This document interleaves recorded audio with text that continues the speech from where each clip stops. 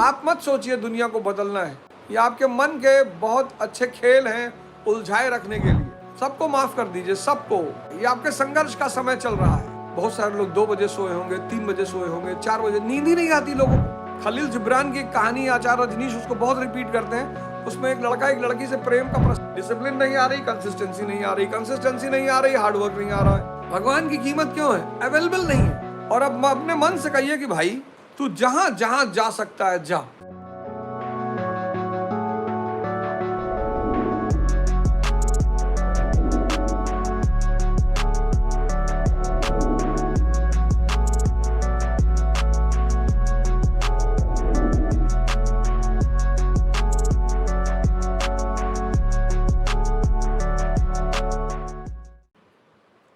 एक गांव में एक आदमी की आंखें फूट गई। तो जब उसकी आंखें फूट गई तो वो हंसने लगा, नाचने लगा, गाने लगा। तो उसकी पत्नी ने पूछा, क्या हुआ भाई? कहा, मुझे भगवान दिखाई पड़ने लगा। वाह, अरे वाह शंकर जी, अरे ये शंकर जी चल रहे हैं कैलाश पर्वत पर, अरे ये बैठ के सेब खा रहे हैं। उसकी पत्नी ने कहा, अच्छा। उसकी पत्नी ने आंख फोड़ ली। अब जब उसकी पत्नी ने आंख फोड़ ली, उसने कहा, मुझे तो कुछ नहीं दिखाई पड़ रहा है। बोली, पगली अब काहे कह रही कुछ नहीं दिखाई पड़ रहा है, तू भी नाच। तो भी लगी नाचने। तो अड़ोस पड़ोस वालों ने आंख फोड़ लिया। वो भी आके बोले, अबे कुछ दिखाई दो। बोले, चुप, कुछ दिखाई नहीं पड़ रहा है, नाच बे नाच, पूरे गांव की फुड़वानी है। बस यही मानव है, उसकी खुद तो फूटी हुई है और तुम देखने लगते हो तो उसको दुख होता है। प्रधानमंत्री जी ने 25 मिनट की एक स्पीच दी, हमें अवगत कराया।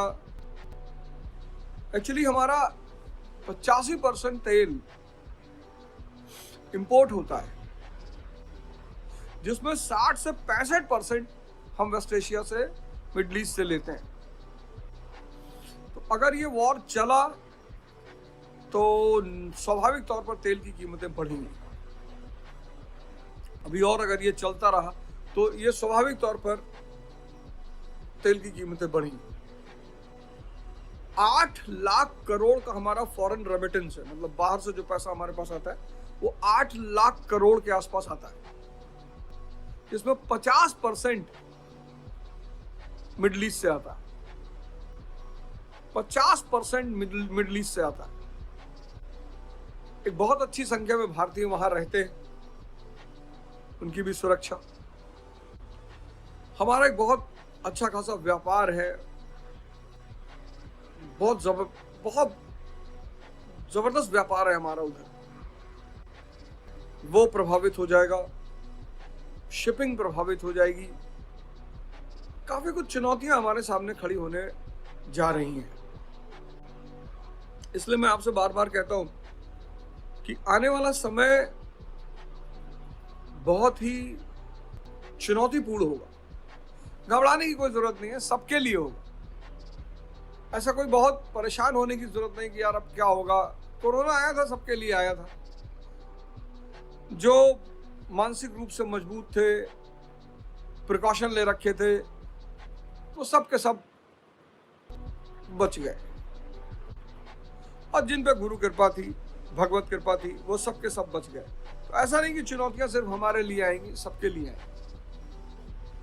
इतिहास में एक कहानी है त्रिशंकु की, कि बिना मरे वो स्वर्ग देखना चाहते थे और बेचारे बीच में अटके हुए। स्वर्ग तो बड़े दूर की बात रही, वो बेचारे बीच में अटके हुए। कल एक साहब ने मैसेज किया था, मैं ना तो क्रोधित हुआ ना मुझे दुख हुआ, क्योंकि वो कोई बहुत बड़ी बात नहीं थी। मतलब उन्होंने मैसेज किया मुझे, और कितनी बड़ी बात है कि व्यक्ति ऐसी चीजों को एक्सेप्ट करता है। तो उन्होंने मैसेज किया कि मेरी 10 साल की भतीजी है और 10 साल की कजन है शायद। बोले, मैं उसको पढ़ाता हूँ और मैं पढ़ाता हूँ तो मेरे मन में बड़े उथल पुथल के विचार आते हैं। कोई बात नहीं, आपको करना सिर्फ इतना है, कल भी मैंने ये बात कही थी कि आपको करना सिर्फ इतना है कि इस मन से बेहोशी को से दूर करने के लिए, या इस मन की बेहोशी से बचने के लिए जहां भी आपको लगता है कि मन आपके ऊपर हावी हो रहा है, जहां भी, आपको तुरंत अपनी सांस को पकड़ना है और इष्ट चिंतन करना है। कल मैंने कहा था ना कि ये आपका मन बाली है, ये आपकी आधी शक्ति छीन लेता है। आप देखो आप कैसे असहाय रहते हो, 4 घंटे रील स्क्रॉल करा दे रहा है, आप नहीं चाहते हो, दुखी हो आप। ये आपका मन बाली है, बाली। ये आपकी आधी शक्ति छीन लेता है। कितने सारे काम हैं जो आप नहीं करना चाहते हो, आप स्क्रॉल नहीं करना चाहते हो, करवा रहा है। आप सीरीज नहीं देखना चाहते हो, दिखवा रहा है। और मजेदार बात है कि वही क्लिपिंग्स बार बार, वही क्लिपिंग बार बार, वही क्लिपिंग बार बार, ऐसा नहीं कोई नई चीज। आप में से बहुत सारे लोग हस्तमैथुन का शिकार नहीं करना चाहते हो, और कर रहे हो तो अपने आप को मिटा रहे हो। और अगर आप कर रहे हो तो आप अपने आप को मिटा रहे हो।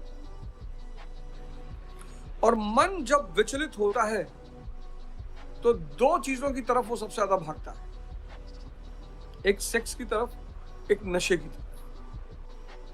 क्योंकि दोनों उसे स्पॉन्टेनियसली, मतलब तुरंत विचार शून्य कर देती है। उसे विचार शून्य होना होता है, सारी परेशानी विचारों की वजह से होती है, उसको विचार शून्य होना होता है। तो ये 2 चीजें ऐसी हैं जो उसको तुरंत विचार शून्य कर देती है। इसलिए आप हस्तमैथुन के शिकार हो। आप जितने ज्यादा परेशान होगे, आर्थिक संकट जितना ज्यादा आपके सामने होगा, दिशा का अभाव होगा, प्रयास कर रहे होगे, सफल नहीं हो रहे होगे, उतनी ज्यादा आप इन चीजों के शिकार होगे। लिख लो आप, कोई हार्मोन फार्मोन नहीं होता। आप खुशी रहो, देखो ये चीजें आपसे बहुत दूर होंगी। क्योंकि जब आप खुशी हो तो खुशी मतलब विचार शून्यता। ये सारी दुनिया एक ऐसे चक्रव्यूह का शिकार है। चक्रव्यूह, 98% लोग इस चक्रव्यूह के शिकार है, और उस चक्रव्यूह का नाम है सुख। होता ही नहीं। बहुत गौर से सुनिएगा मैं जो कहने जा रहा हूं, हो सकता है आप अपने आप को रिलेट कर ले जाएं, जोड़ ले जाएं, और आप बहुत बड़ी समस्याओं से बच जाएं। सुख, सुख क्या है? सुख विचार शून्यता है। जैसे ही आप विचार शून्य होते हो, आप अपने मूल स्वरूप में होते हो, आप अपनी चेतना से जुड़ जाते हो। आप उसे चेतना कहो, आत्मा कहो, चाहे जो कहो। इधर आप विचार शून्य हुए, उधर आप अपनी चेतना से जुड़ गए। और चेतना का गुण है आनंद, उसका गुण है आनंद। तो आपने नशा किया, आप विचार शून्य होने लगे। आपको शराब का मजा नहीं आता, वो जो आप विचार शून्य हो रहे हो ना, इसलिए जैसे जैसे पैक बढ़ेगा वैसे वैसे और मजा आएगा।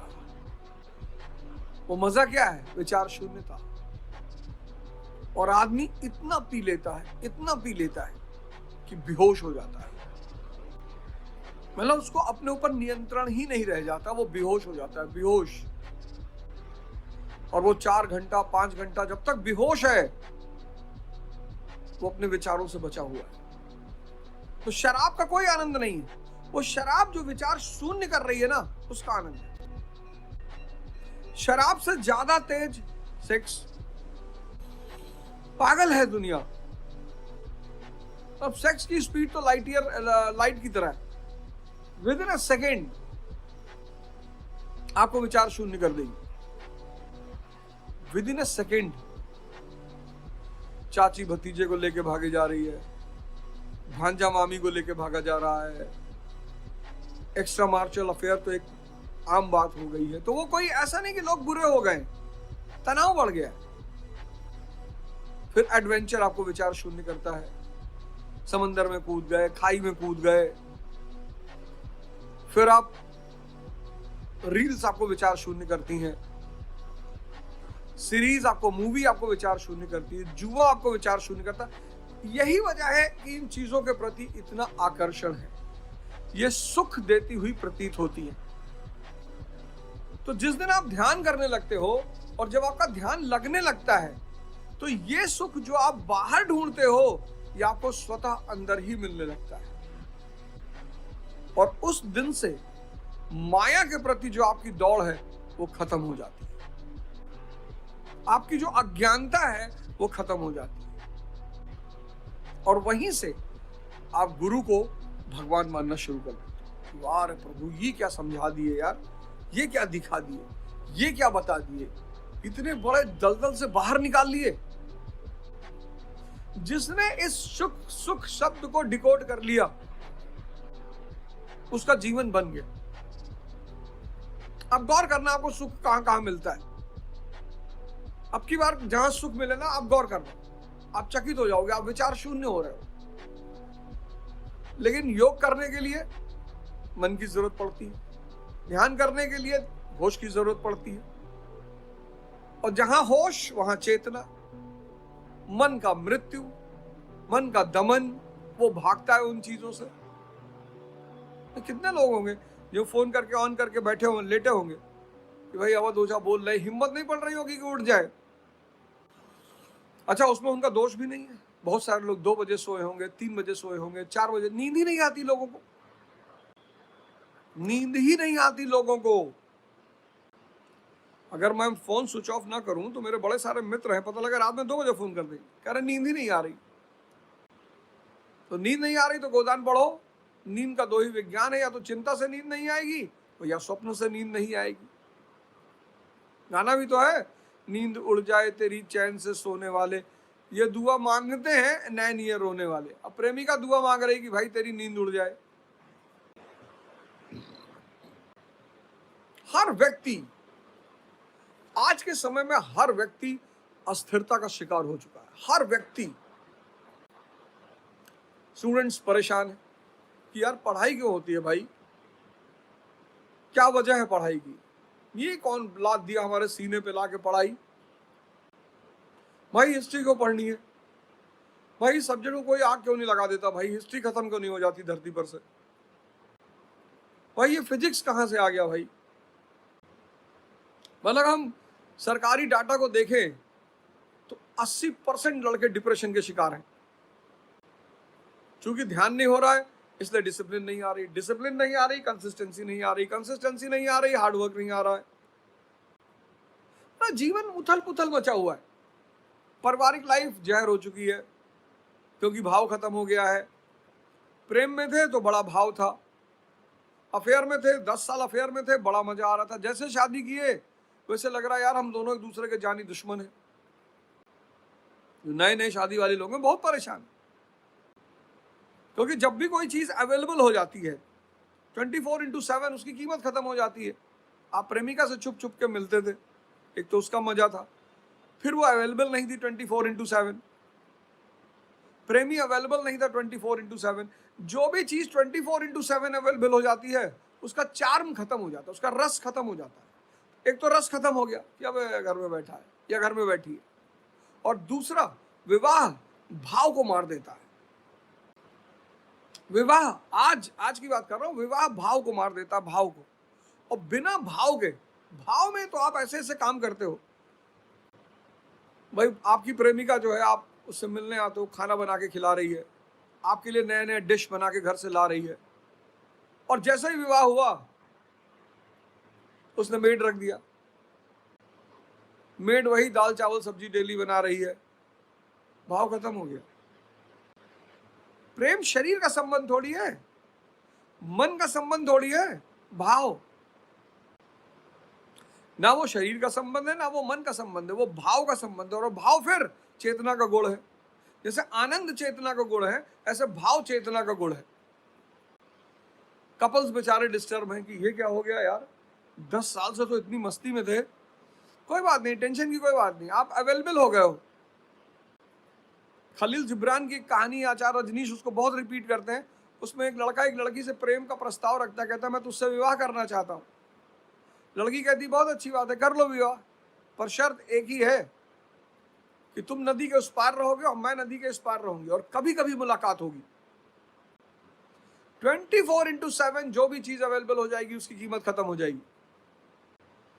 देखो ईद वाले दिन भाईजान के घर के बाहर लोग खड़े थे, हजारों लोग लाइट वाइट जलाए भाईजान के घर के बाहर। चलिए वो प्रेम है, उस पर कुछ कहा नहीं जा सकता, वो उनका व्यक्तिगत प्रेम है और उस पर आक्षेप नहीं लगाया जा सकता। लेकिन कितने लोग सलमान खान के घर के सामने, शाहरुख खान के घर के सामने लाइट वाइट जलाए खड़े थे। वो क्या है, भाव ही तो है, अवेलेबल नहीं है वो आदमी। अभी वही आदमी सबसे मिलने लगे। भगवान की कीमत क्यों है, अवेलेबल नहीं है। ये जो शाही वर्ग ने प्रोटोकॉल शब्द सीखा है, ये किससे सीखा, भगवान से सीखा। भगवान अवेलेबल नहीं है।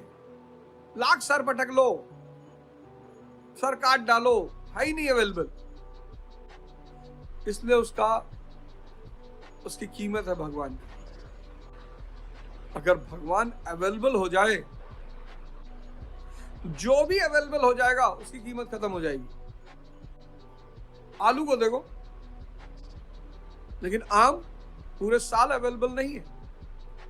आम का लोग इंतजार करते हैं, कितने चाव से लोग आम खाते हैं। आलू का कोई इंतजार नहीं करता, 12 महीने मौजूद है। तो पहली बात तो 24 घंटे की अवेलेबिलिटी रस को मार देती है, और दूसरी बात भाव का खत्म हो जाना, क्योंकि लीगली आपके पास अवेलेबल है ना, लीगली आपके पास अवेलेबल है। तो आपको एक शब्द को डिकोड करना है, उस शब्द का नाम है सुख। तभी तो कहते हैं कि मोक्ष परम सुख है। परम सुख इसीलिए बुद्ध ने, महावीर ने, कबीर ने, दादू ने, नानक ने, रैदास ने ये परम आनंद में जिए। परम आनंद। आपको लगता है इनके पास गाड़ी नहीं थी, अरे भैया इनके पास भगवान था।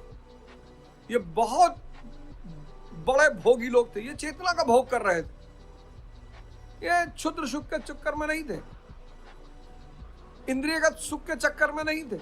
इन्होंने बहुत बड़ी चीज डिकोड कर ली थी। भाई मैं देखता हूं दलित लीडर्स हैं, दलित लोगों को बुलाते हैं, मैंने किसी को किताब वितरण करते हुए नहीं देखा।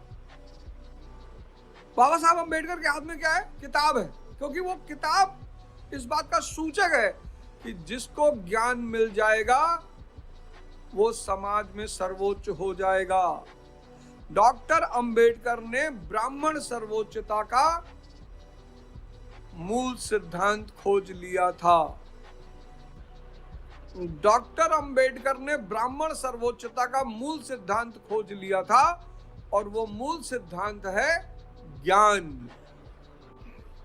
इसीलिए उनके हाथ में किताब है, और वो दुनिया के हर सप्रेस्ड आदमी से कहते हैं डॉक्टर अंबेडकर कि किताब ले लो और किताब को गले से लगा लो और तुम्हारा जीवन बदल जाएगा। तुम भी ब्राह्मण हो जाओगे, ज्ञानी हो जाओगे, सर्वोच्च हो जाओगे। लेकिन ये भारत के दलित नेता तो कहते हैं अरे हमें दलित ही रहना है। क्यों भाई, क्यों रहना है? क्योंकि वोट बैंक की राजनीति चलेगी इस पे। मैं मनुस्मृति जला दूंगा, जला दो। मनुस्मृति सामंतवादी दौर का नियमावली है, लॉ बुक है, वो धर्म ग्रंथ नहीं है।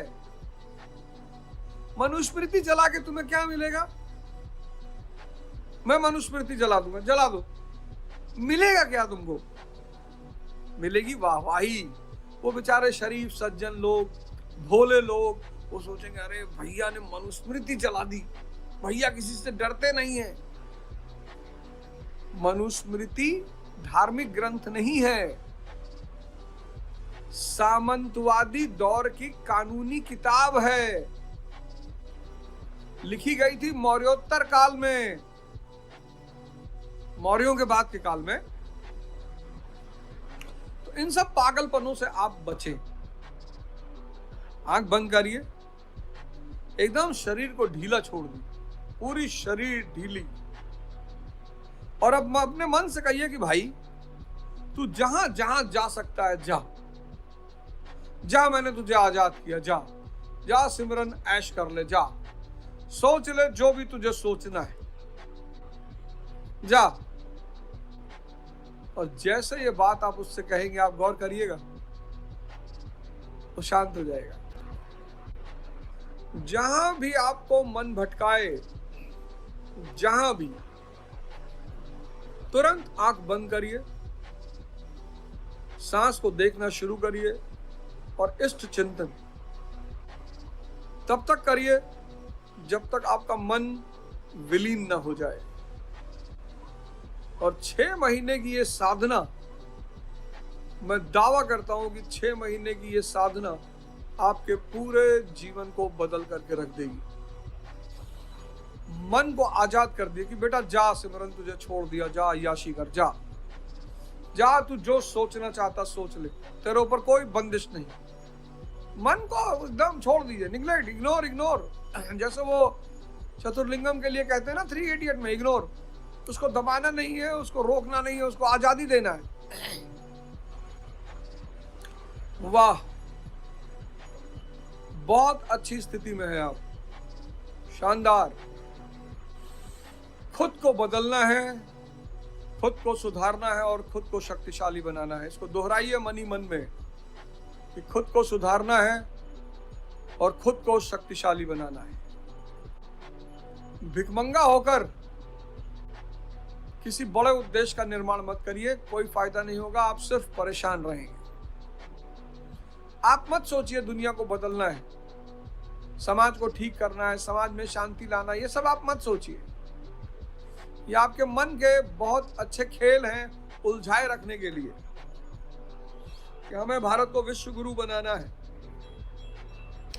आप सिर्फ अपने आप को विश्व गुरु बना लीजिए, भारत स्वतः विश्व गुरु बन जाएगा। जिन खोजा तिन पाइया गहरे पानी पैठ, कस्तूरी कुंडल बसे मृग ढूंढे बनमाई, और ऐसे घट घट राम है दुनिया जाने नाई। कबीरदास जी ने कहा कि कस्तूरी हिरण के नाभि में है, कस्तूरी कुंडल बसे मृग ढूंढे बनमाई, पर वो पूरे जंगल में घूम रहा है, जो खुशबू आ रही है वो भाग रहा है। ऐसे हर व्यक्ति के नाभि में राम बैठे हुए हैं, वो उन्हें बाहर ढूंढ रहा है। न गुरुओ न शिष्यम न बंधु न मित्रम, चिदानंद स्वरूपा शिवोहम शिवोहम। यही है शिवोहम, ये सांस का ऊपर जाना नीचे आना, यही शिवोहम है। जो भी कुछ मांग रहा है वो भिखमंगा है। आप नौकरी मांग रहे हैं, शाहरुख खान शक्ति मांग रहे हैं, मुकेश अंबानी दुनिया के सबसे रिचेस्ट आदमी बनना चाहते होंगे, सब मांग रहे हैं, तो एक स्तर पर सभी भिखमंगे हैं। लेकिन भगवान बुद्ध कुछ नहीं मांग रहे, कबीरदास जी कुछ नहीं मांग रहे। कबीरदास जी कहते हैं साईं इतना दीजिए जामे कुटुंब समाए और मैं भी भूखा ना रहूं, साधु ना भूखा जाए। क्या बात, कहते ज्यादा चाहिए ही नहीं, तू ना वैसे ही इतना दे रखा है, स्वस्थ शरीर दे रखी है, मानव रूप दे रखा है। आपके घर में अगर आपने कुत्ते वगैरह पाल रखे होंगे, देखो बेचारे आपकी दया पे निर्भर है। आप पुलाव खा रहे हो, अगर उनको दो तो ठीक है, ना दो तो बेचारे आपको देखते रहते हैं, मांग भी नहीं सकते। जानवर के पास ये सुविधा नहीं है कि वो जानवर से भगवान बन जाए, सिर्फ मनुष्य के पास ये सुविधा है कि वो मनुष्य से भगवान बन जाए। इसलिए उससे नीचे बनने की जो भी वो कोशिश कर रहा है, वो अपने जीवन को वेस्ट कर रहा है। सबको माफ कर दीजिए, सबको। इन सब ने आपको उलझा रखा है, ये आपके संघर्ष का समय चल रहा है। आप कोई आपकी बेइज्जती भी करेगा, उपेक्षा भी करेगा, गाली भी दे सकता है। परेशान होने की बिल्कुल कोई जरूरत नहीं, कोई भी जरूरत नहीं, सबको माफ कर दीजिए। कभी मैंने अपनी ऑटोबायोग्राफी लिखी और आपने पहला 100 पन्ना पढ़ा तो आप पागल हो जाएंगे कि अरे भाई ये, आप डिस्टर्ब हो जाएंगे, डिस्टर्ब। पहले 100 पन्ने में तो आप डिस्टर्ब हो जाएंगे। और ये मत सुनिए, किसी की बुराई मत सुनिए। लोग एक दूसरे के अरे फलाने बाबा है, मन जानते हैं यार उन बाबा को, कोई कुछ नहीं जानता है। अब आप गोंडा के किसी आदमी से मिलेंगे जो मेरे बचपन में मेरे साथ रहा है, तो और आप कहेंगे कि मैं अवध ओझा से पढ़ रहा हूं, तो हंसेगा आपके ऊपर। हाँ, और कोई नहीं मिला था। यहाँ हर संत के पीछे एक डाकू की कहानी है। उसकी टेंशन मत लीजिए, आप अपनी श्रद्धा को देखिए, बस किसी की बुराई मत सुनिए। अरे सदगुरु ओशो को कॉपी करते हैं तो करने दे, हर आदमी किसी ना किसी की कॉपी करता है। आप सदगुरु को मानते हैं, एकदम मानिए, विश्वास करिए उनके ऊपर, उनके बताए हुए रास्तों पर चलिए। आप पंडित रविशंकर जी को मानते हैं, उनके रास्ते पे चलिए। आप प्रेमानंद महाराज को मानते हैं, उनके रास्ते पे चलिए। ये सब अमृत बांट रहे हैं, ये सब अमृत बांट रहे हैं, अमृत। चलिए, ईश्वर आपको समृद्धि दे, सद्बुद्धि दे, शक्ति दे, शांति दे, यही मेरी कामना है। और आप एक सन्मार्ग पे चले, अपने घर के लिए रोशनी बने, अपने लिए रोशनी बने, इस समाज के लिए रोशनी बने, इस राष्ट्र और इस विश्व के लिए रोशनी बने। जय हिंद, जय भारत।